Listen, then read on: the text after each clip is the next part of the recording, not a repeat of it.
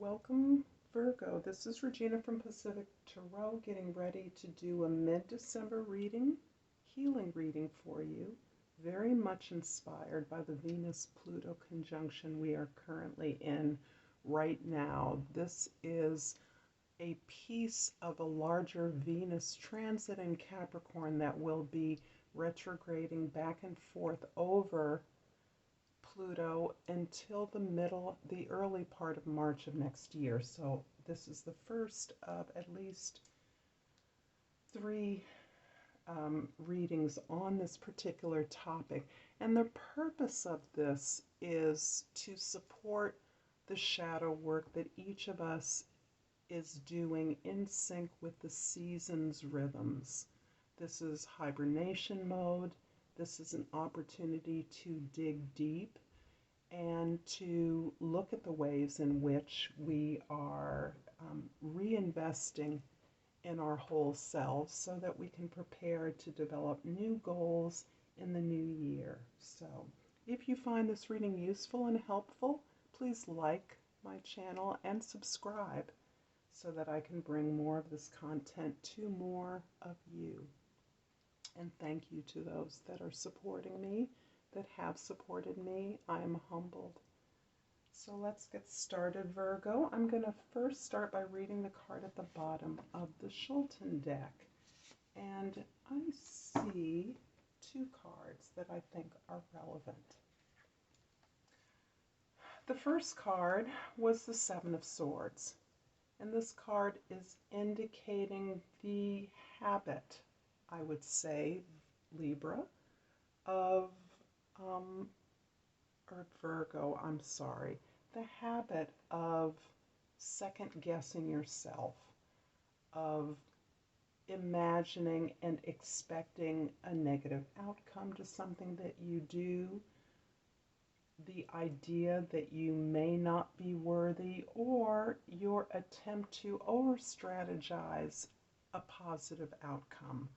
So in some decks, there is the picture of someone collecting up the swords of the presumed enemy in an attempt to defeat their opportunity to fight. And this is a way of gaining a victory without actually fighting.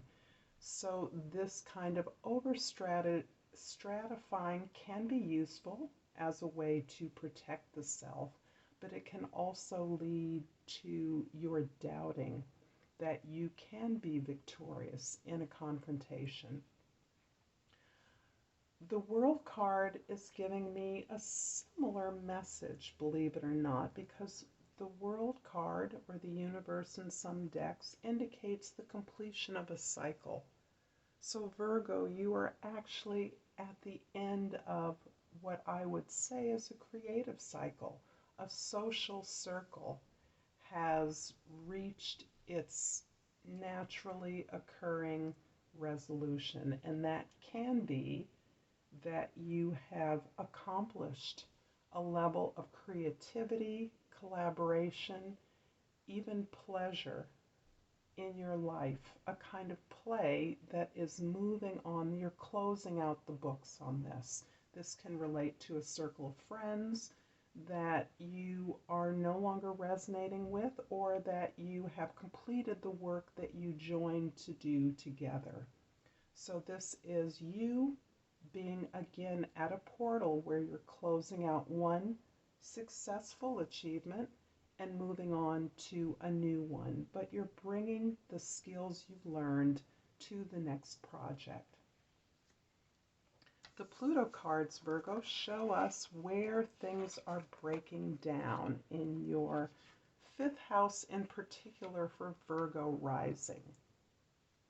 So this reading is appropriate for all Virgos. Any Virgo placements or any reason whatsoever that you're here is purposeful. However, if you have a Virgo rising, your fifth house generally is going to be stimulated by the Venus-Pluto conjunction. So that's where a lot of this work that you're doing is being done. The Magician card, the Four of Swords, and the Wheel of Fortune.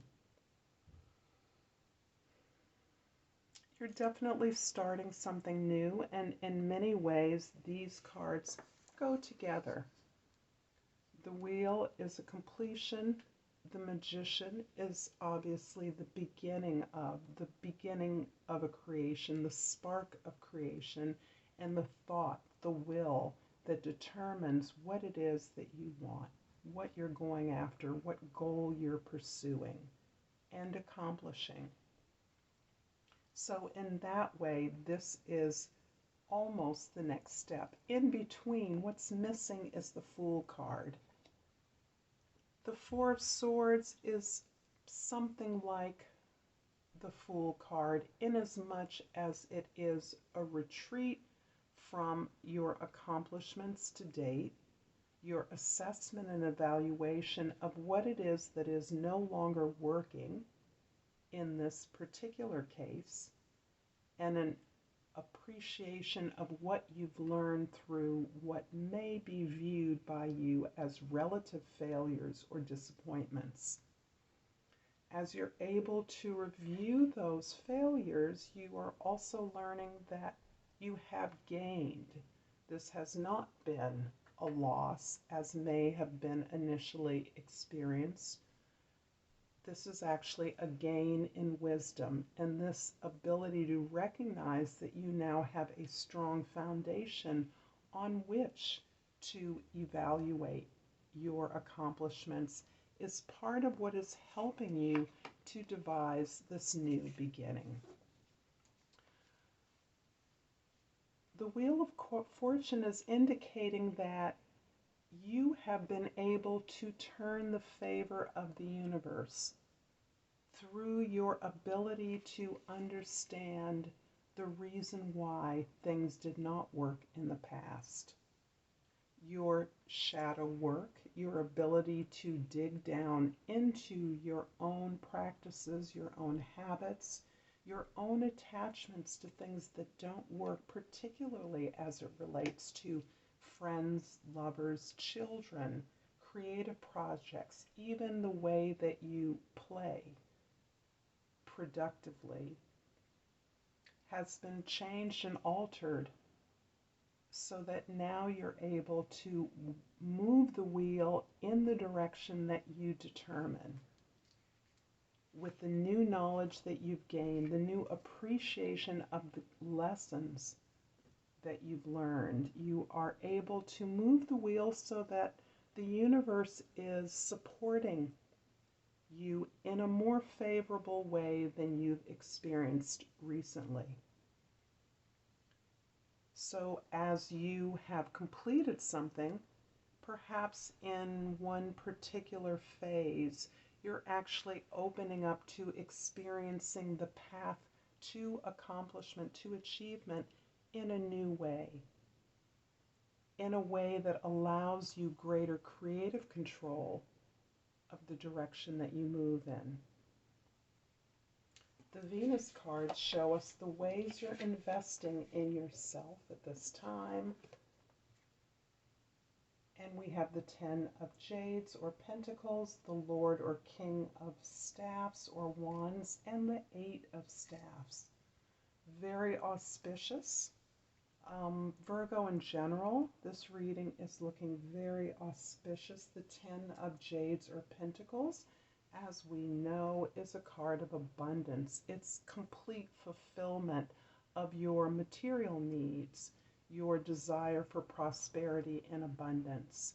You have achieved that, and like the world, this card is a portal in that as you complete this achievement for abundance, prosperity, wealth, this is generating a new level of prosperity. In fact, it is considered a card of legacy because this abundance is generating and is provided to generations.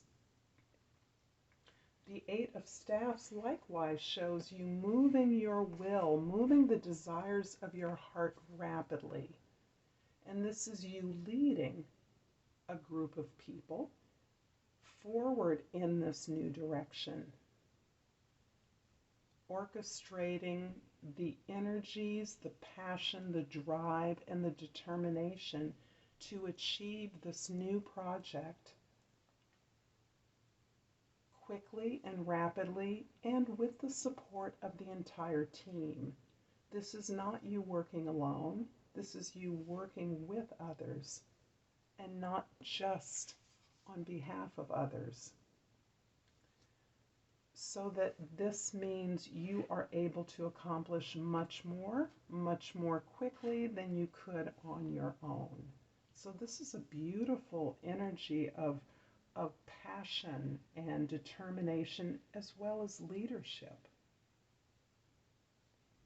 These cards are showing us where you are, how you are negotiating these energies in your life. And we have the Six of Cups, the Nine of Jades, and the Moon card. The Moon card is showing your openness to unseen and invisible connections. This is you needing to stay focused and on the path, not being distracted by your tremendous sensitivities at this time. You are feeling the weight of the world. You are feeling the energy and the cacophony of the world in crises, in intervention, in collaboration, in conflict, in pain, immensely. And this is stimulating not only your direction, but really providing at times a tremendous distraction and a pulling away from your individual energies moving forward. Hence, you really need the powers of your heart right now, the powers of your determination and your inspiration. The work that you can do in community with others is helping you to stay focused and on the path. And indeed, your ability to stay focused, to generate your own resources, to build your own safety and protection is directly related to this tremendous sensitivity that you have to the plight of others. And so this is actually helping you to be motivated to create yourself as a vehicle of healing and support, as a vehicle of resources, one who is not only able to provide resources to self and others, but is a model in so doing. The Six of Cups is definitely helping you to, it's actually supporting this tremendous sensitivity in a good way.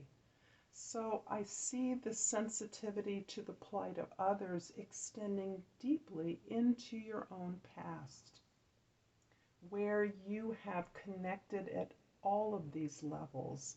You have been open and receptive to a time of greater innocence, a time of great pleasure, innocent pleasure, of naturally occurring talents, events, and relationships.